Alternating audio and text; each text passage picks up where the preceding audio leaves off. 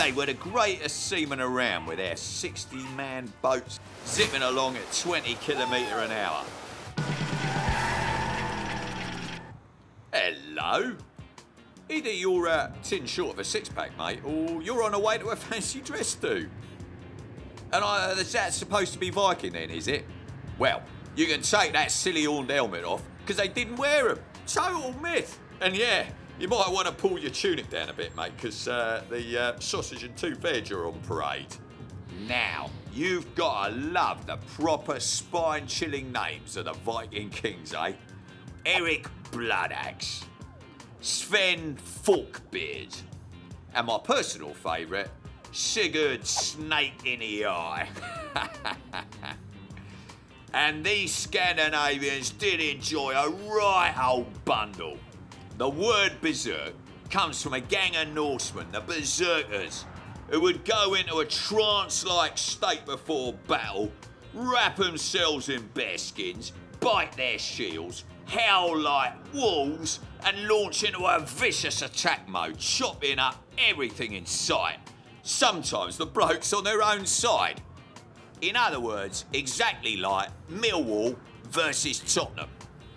For Vikings, there was no greater honour than to be slain in battle.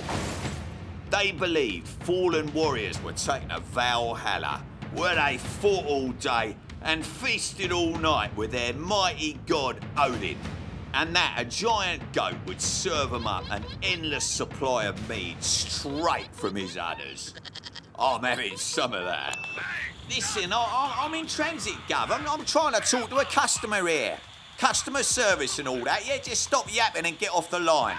Now, some think Vikings were big, smelly geezers with clubs. Nah, they were seriously skilled weaponsmiths. A sword was a Viking man's most treasured possession, and had inscribed the beautiful runes on them and hand them down through the generations. And as for being pongy, you must be joking. This lot are a right vain bunch. Yeah, they carried combs made out of reindeer antlers, used tweezers, razors, and even ear spoons for scooping out wax. A full cleansing routine. They even made a strong soap out of chestnuts and bleached their hair and beards platinum blonde. Plus, every bloke would have worn a pound of jewellery too.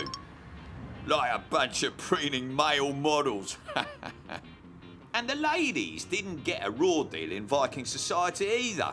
Nah. Unlike the rest of the world at the time, a Viking woman could inherit and own her own land, keep her name too lazy, or if he was showing too much chest hair. And her ex would have to make maintenance payments after he... Oh, I'm en route, you twonk! Now, Vikings could be not just to rough up the local monks. Nah. They were running out of farmland, so they needed to migrate and trade. They were the greatest seamen around with their 60-man boats zipping along at 20 km/h. For 300 years, they traded their walrus ivory and animal skins for wheat, honey, spices and silk from all over the globe. Their pioneering spirits took their ships as far as Constantinople in today's Turkey and Baghdad in Asia. And get this one, the great Leif Erikson, son of Eric the Red, even landed in Canada. The New World in 1000 AD. Stick that one up your jacksie and smoke it, Christy Columbus.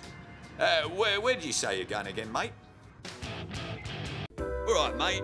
Did you like that clever stuff? Well, subscribe here for loads more.